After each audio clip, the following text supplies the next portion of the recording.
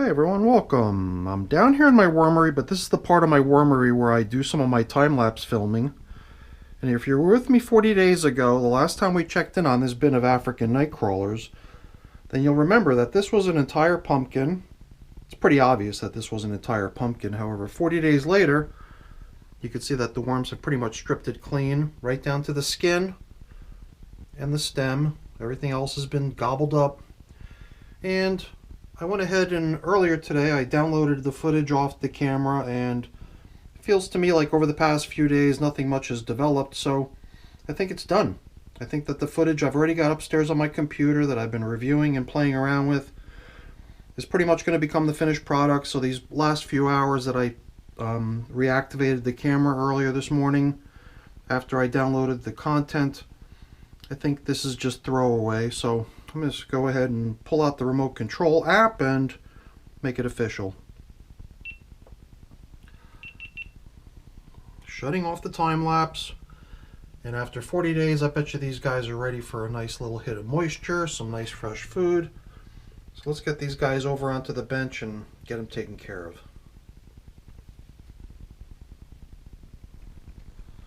So now before we dive in and we look at what's what here, why don't we really quick take a look at the stats on this system. So like I mentioned earlier, they've been working on that pumpkin for the past 40 days. It was given to them on their 300th day in service, bringing the age of this system to 340 days of age. And you know, that's only, what, 3.5 weeks away from a year. And I really don't intend to run an entire year. So I thought that the best bet for today's feeding number 26, since this pumpkin right here registered as feeding number 25 on the tracker, I figured feeding number 26 would become a horizontal migration to get them out of this material so the material could be harvested and that we could put them to use in a new space. But what I'm really curious of is how things look beneath this pumpkin skin. And that's really all it is. They've really nibbled down every little bit of pumpkin off of this thing, except maybe these couple spots where I could still see some of the color of the pumpkin. And I've got a little collection of pumpkin stems accumulating over here, something I haven't really decided what to do with yet, but I figured I'd set it off to the side. Now, if you were with me 40 days ago when we launched off this system, you might remember I did stuff the pumpkin full of a variety of different types of bedding materials. It was mainly my shredded paper cardboard mix that looks sort of like this. And we also tried to obscure the exit, or the opening, through which we loaded all the stuffing and the worms by putting down some coffee filters. Yeah, this thing looks definitely worked. And not a lot of worms hanging out up near the surface anymore because not a lot of reason to. And there's a whole pile of castings right underneath the thing. And some shreds of paper remaining as well. And I'm really pleased to feel how damp things are here. I guess this thing really did ultimately end up sort of becoming almost like a plastic bag, preventing airflow, preserving the moisture over here beneath where the pumpkin had been. But yeah, this stuff over here is bone dry. It's like little boulders. So I think number one is going to be just giving this whole system a good stir around. And then once we're done and we set the whole thing aside to become a migration of the worms out of this material, I think we can go ahead and include this as part of the food. But we'll go ahead and we'll cover the whole thing up with plastic as well. It almost kind of makes me wonder if it might be a better idea to just let this system continue on for maybe 1 or 2 more weeks and then initiate a migration, because it's going to leave us with material that's full of bedding bits like this. Unless I could sort of scrape up what's on the surface here, assuming that it's all at the surface, and collect up the majority of it.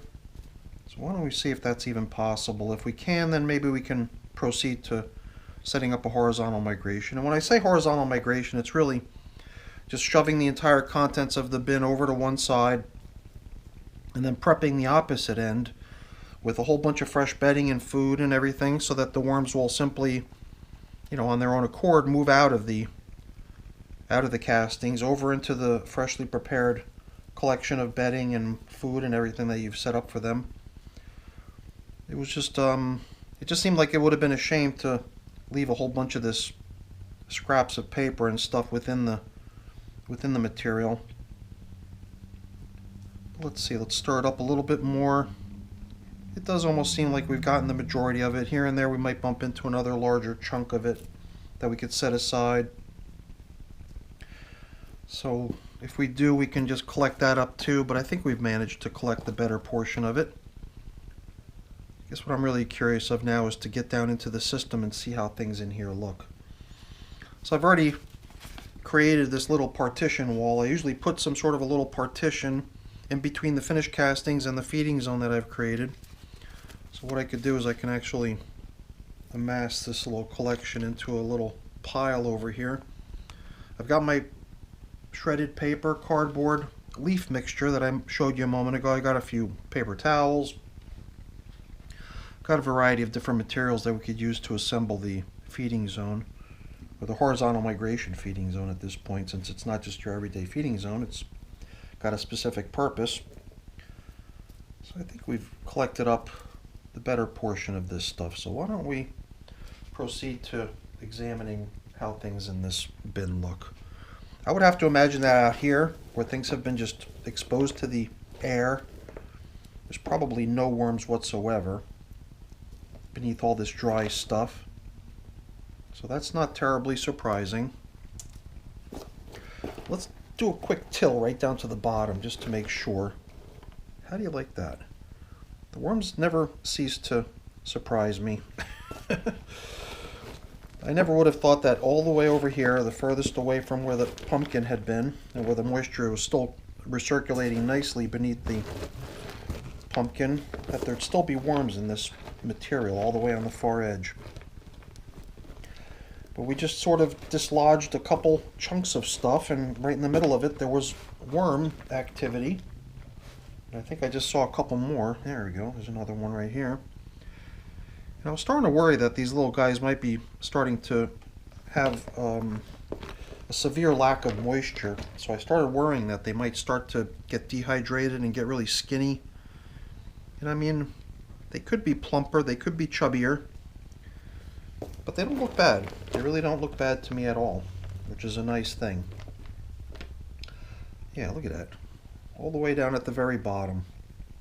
Tricky little worms. The stuff is definitely dense though. You better have even noticed. I mean, when I had to tug the entire bin to get the stuff to budge off the bottom of the container, you could see how packed this stuff is. But you know, once you start to crumble away at it, it does seem to break apart pretty readily. The worms just seem to manage with this stuff, despite the fact that it seems rather compacted to us. They somehow manage to work their way through this stuff regardless. But I see no harm in sort of breaking it up a little bit here and there. It is mainly castings only at this point. I don't see much of anything other than a little scrap of bedding material here and there within it. It looks quite good actually. So the only thing is that we're going to have these little tough boulders that needs to get rehydrated. When we cover up the whole setup later, all those things will get blended in with the more damp material within the system, and they'll start rehydrating as a matter of course. I sort of questioned whether it would be necessary to add moisture to this system, but I really don't even feel that it's necessary. We've got a good bit of fairly dry material off the surface that's going to get blended into the rest of the material in here. But all the way over here where the pumpkin was, the material seems to be holding out quite nicely as far as moisture goes. I was able to tell just from touching the top of it, so I had to assume that anything down below it would also be equally cozy as far as dampness and moisture goes. Look at that. These worms are in great shape, you know. They're all shiny and plump and lively. So they've got no problem at all, it seems. To me, it just seemed like the material was getting so dry on the surface and the food supply was dwindling. It sort of gave me this kind of dystopian vision of a of a worm bin that was kind of crashing and burning almost, and it's clearly not even close to that. These worms are thriving. They're doing great down in here, which is really nice to see, I gotta say. So I do feel like I want to give all the material in the system a good stir, a good till. So why don't I do that really quick before we start focusing on the setting up of the horizontal migration feeding zone. We'll give all the material a good spin. Look at that, we've even got little pockets of material down here that are just chock full of worms directly below where the pumpkin had been. Okay, very, very nice.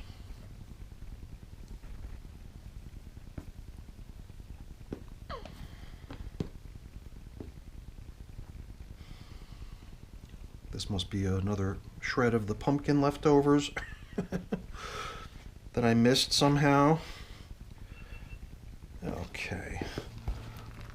I mean, the material on this edge that I'm tilling up now is definitely drier than the stuff that was right below the pumpkin. So I do want to try stirring this stuff together in general. So I think I'll see what I could do about maybe hauling some of this drier material over to this side. And then I'll kind of do like an undercut sort of a excavation to bring out this more damp stuff to fill over this side, and as we do that, we'll have a good amount of damp material remaining on that other side with which we can stir the more dry stuff. But yeah, look at how many worms live in here. I can hear the camera. I don't know if you can hear it on on this, but I can hear my my GoPro in the other room sort of flipping out. I don't know why. It's sort of turning on and off on its own, or at least that's what it sounds like. Every now and then I hear a beep, beep, beep. So I'm not sure if it's coming through and if you can hear it, but hopefully it's... Did you hear that? I just heard it again. I think I might just shoot over there for a moment and make sure it's okay, and then we'll proceed with this.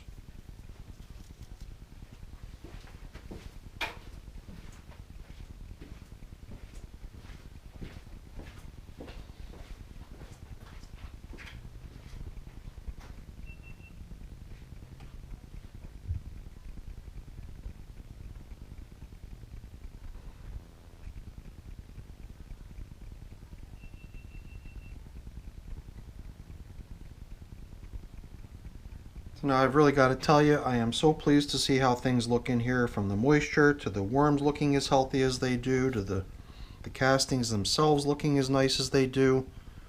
This is really a pleasant surprise.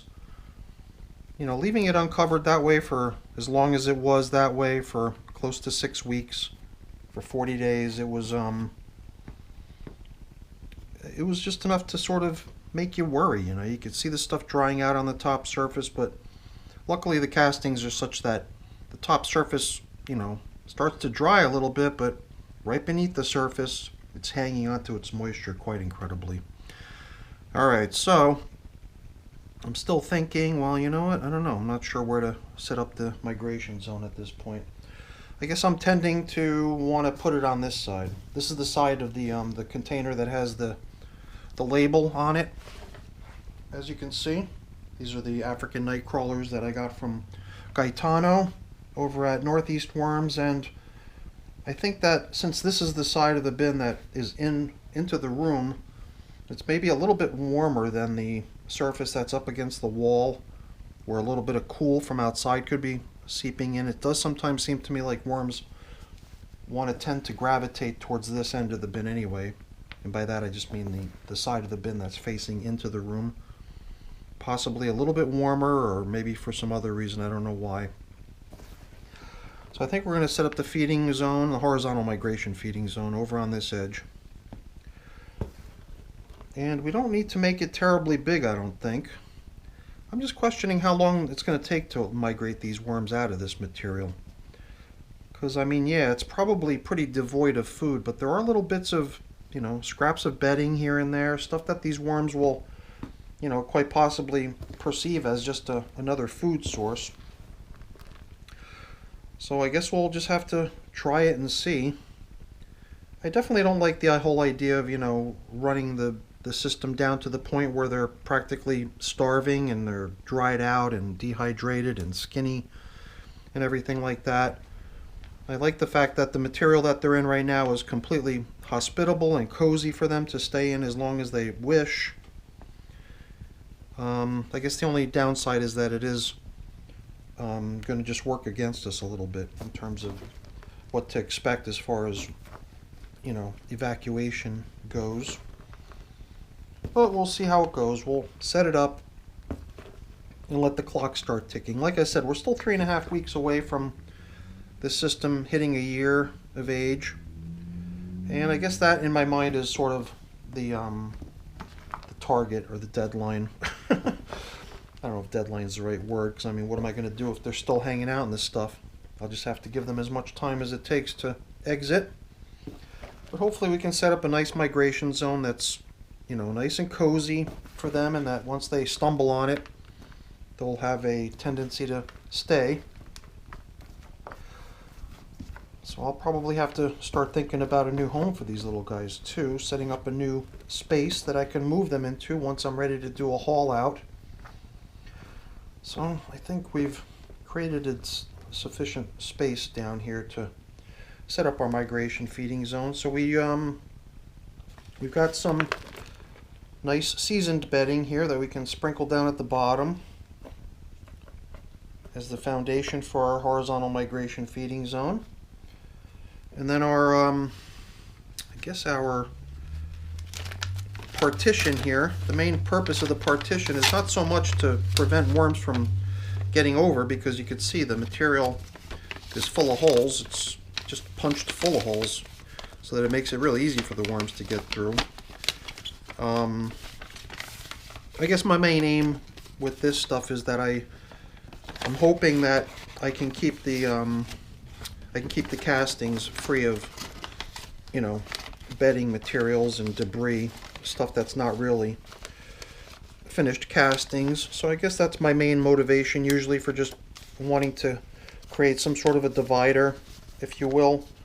Not meaning to divide the worms from getting where I want them. It's more just to divide the castings from the stuff that could end up littering the castings with, you know, uncomposted material. So I've definitely got more material here than I thought. I didn't think we were going to be quite so full over on this side once I nudged everything over, but I guess from tilling it up, it sort of opened it all up and loosened it and made it seem to occupy more room now, and that might settle, I guess, as the worms just start moving through it and whatever. And then maybe it'll drop back down to something that doesn't look like quite as much as far as castings are concerned. I am so tempted to dump some liquid in here, some moisture, just to make it really tempting for the worms to come over and want to hang out. Because even though I don't think that these worms are, you know, in dire need of moisture, I do know that having a good damp migration zone is something that has the potential to attract them over. So if I could take a little time to squirt some moisture down onto these dry bedding materials that I'm using to build the feeding zone out with, then perhaps it'll work to our advantage in the long run of getting the worms to come over. Maybe not so much in pursuit of the foods that are going to be placed in here, but maybe they can sense the enhanced moisture of the material on this side. Okay, things are looking pretty good in here. It just feels to me like we might want to build it out a little bit more, so I'm going to drop in another handful of our prepared bedding over here. I mean, I know I've got a little bit of room in this hole here to level things off, but I like the idea of the migration zone being more or less at that same level as the material that I'm trying to migrate worms from. So let's see how that works. Now I got a whole bunch of seems a little bit weird, you know. I bought some Chinese food home the other night, and I've got that little container. It came full of the boring white rice, and usually that stuff just goes uneaten. Since the dish that I purchased came with some nice fried rice, this boring white rice seemed like it wouldn't be of much interest. It's got a little bit of moisture content to it. That's why it's still out here to dry. Figured maybe we could spice up this feeding with a little bit of starchy goodness. Give them a few handfuls of this over here. And oddly enough, I've got some other stuff over here that's just been set aside to dry. Some noodles that didn't get eaten. And me, the good composter, doesn't want to let anything go in the trash, so I figured I would bring this stuff down here to dehydrate it a little bit as well.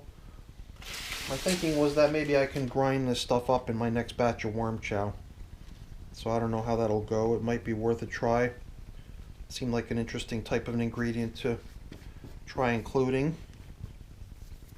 So now I think we're getting close to that point where we can start thinking about bringing in the yummy foods that we've got for them. And in addition to that, we can even drop in this delicious, familiar piece of pumpkin skin, which I know it's not as tempting as the actual fleshy part of the pumpkin, like this right here. This is the stuff that they really go for. And this stuff is just chock full of moisture, that's for sure. So as this stuff starts to thaw out, it's going to further dampen our horizontal migration feeding zone, hopefully increasing its appeal even more so that the worms will want to come over into it. And the rest of this stuff here is mostly Brussels sprouts, but you can see there's some chunks of cucumber and cucumber peels. There's even a onion, part of an onion in here. So why don't we drop that in, but only after we've laid in a little bit more of this paper that I need to dispose of. So we'll shred this up a little bit and drop it in here where all the action's going to be, and chances are it's not going to last very long because of where it's at. Because I don't want it to just be food. I want it to be a good, good comfortable space that the worms will want to hang out in once they come over and eat a nice meal. I wouldn't want them to feel like they need to go skedaddling off. I really want them to feel comfortable and stay, so that at some point I can return to the bin and scoop them out and relocate them. So usually I think that in most cases the worms, when they get over into the horizontal migration feeding zone, tend to stay, but I really don't know. I really don't know. So now I've also got another kind of staple item that most of my worm bin feedings include, which is coffee. So let's give them their coffee, and then I'm pretty sure that accounts for everything that I bought down here to include in the horizontal migration feeding zone. Oh, with the exception of one thing I almost forgot, which is the worm chow. We're really going all out for these guys today. We're making a no holds barred buffet for them, all their favorites. So I usually just like to grab my worm chow and sprinkle it into the coffee just to make it that much more interesting. And it does seem to work, because I don't see any leftovers of coffee anymore. Sometimes I used to see little chunks of leftover coffee here and there in some of my systems, but ever since I've been sprinkling in the worm chow, it seems like they do away with this stuff. 1, 2, 3. Alright, enough of this. I've just been having a little bit too much fun here, wasting a lot of time. Although, is it really wasting time? I'm not so sure. To me, it's just good, clean fun, in a manner of speaking. So maybe we'll just kind of leave this as such. I do like having a pretty level playing field here, just so we can just so we could use it as a point of reference in a way. And I do actually like it when the migration zone is at that same level, although you can see it's a little bit below. And it does seem like we've got a good number of worms that we need to accommodate once they start coming over here and moving in. So I see no harm in just adding a little bit more, partially to see if we can level things off to the same height on both sides of the partition, but also to give them a good amount of space to hang out in once they come over to see what's happening over here. Alright. I think for good measure we're going to add a little bit of moisture, and while I'm at it, I guess I can try to return some of the debris that's collected on my glove back into the worm bin. Seems like a shame to do away with it if it can just be returned. Although this glove has a pretty good sized hole on one of the fingertips, so I think it's heading to the trash anyway. It's good that I've already gotten a good at least half a dozen uses out of these gloves before they're trashed, which is what I usually try to do. So, final thing is going to be the traditional feeding zone indicator, since we have a coffee filter here anyway. And I've even got the plastic cover that I think used to be on this system before we set them up as a time-lapse bin. So let me grab that and then we'll be finished here. You know, some sort of top covering here would be nice as well. So why don't I grab a piece of newspaper, if I can find one. There we go.